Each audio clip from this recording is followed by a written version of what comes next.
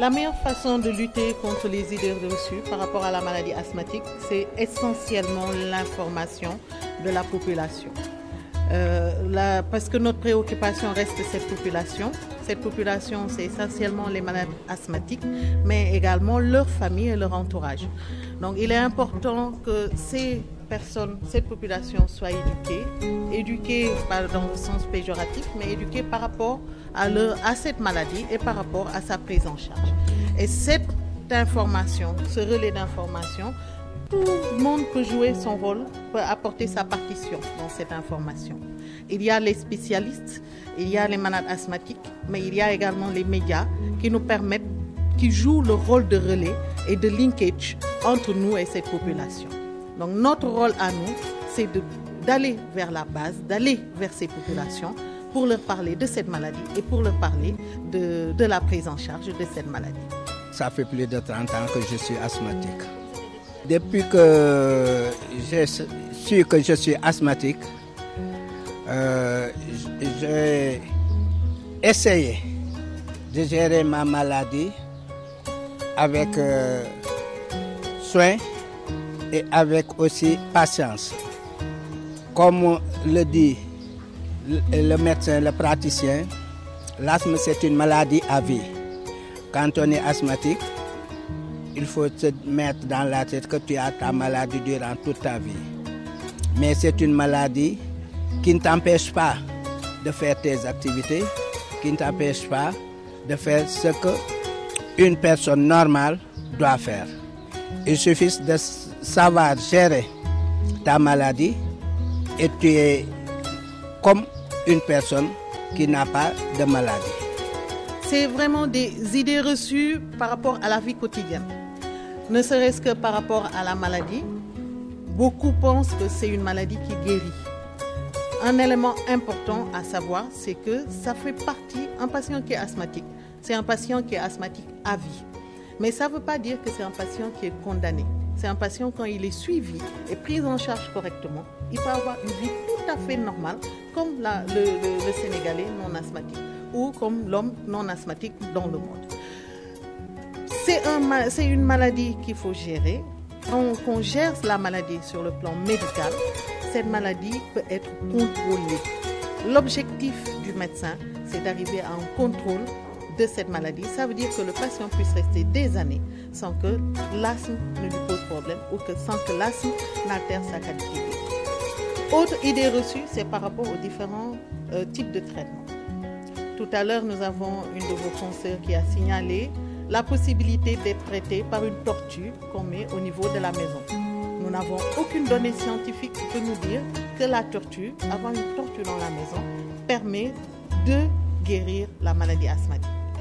Une autre idée reçue, je vais en citer quelques-unes seulement parce qu'il y en a énormément, c'est l'asthme disparaît pendant l'adolescence. Un enfant asthmatique ne sera plus asthmatique quand il arrive à l'adolescence. Ce sont des idées fausses.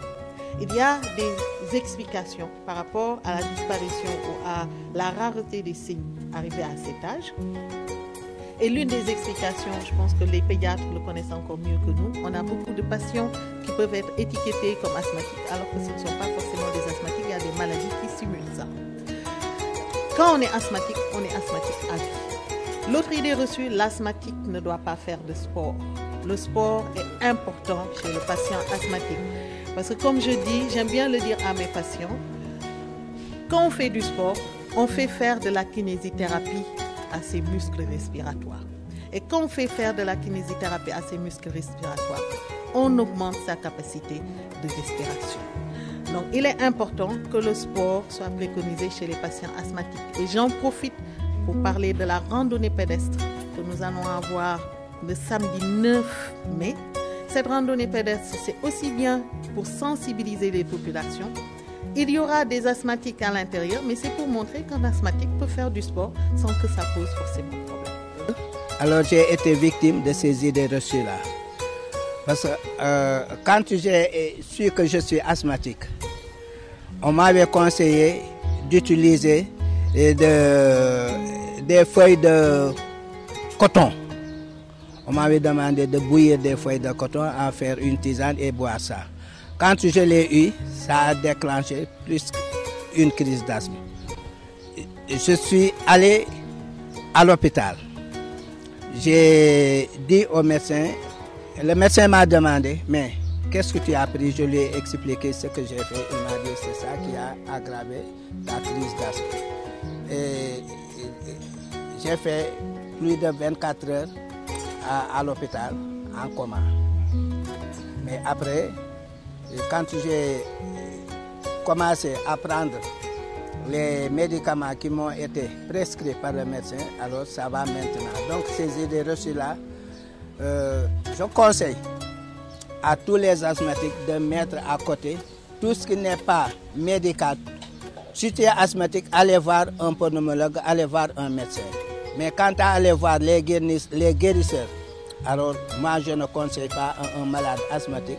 Alors quand il a une crise d'asthme, ou même s'il n'a pas une crise d'asthme, de se rapprocher des guérisseurs. Il faut aller voir les spécialistes. Nous avons des études parcellaires qui ont été menées dans différents services de spécialité. Dans le service de pneumologie, nous avons un pourcentage de patients asthmatiques de 8,3 qui avait été trouvé en 1998 et en 2013, ce pourcentage est passé à 9,1%. Et ces chiffres ne sont absolument pas exhaustifs. On les a, ils sont beaucoup plus importants, ils peuvent facilement être plus importants, surtout dans les services de pédiatrie. Donc nous espérons un jour avoir les moyens de faire cette enquête sur le plan national et avoir des chiffres sur le plan national. Il y a environ 5 à 6 ans, un des médicaments pour le traitement de fond coûtait dans les environs de 30-40 000 francs. C'est vrai que les laboratoires ont fait beaucoup d'efforts et ce médicament actuellement coûte aux alentours de 15 000, 16 000 francs. Donc c'est vous dire que les efforts qui ont été faits. Mais c'est vrai que ce coût reste quand même élevé.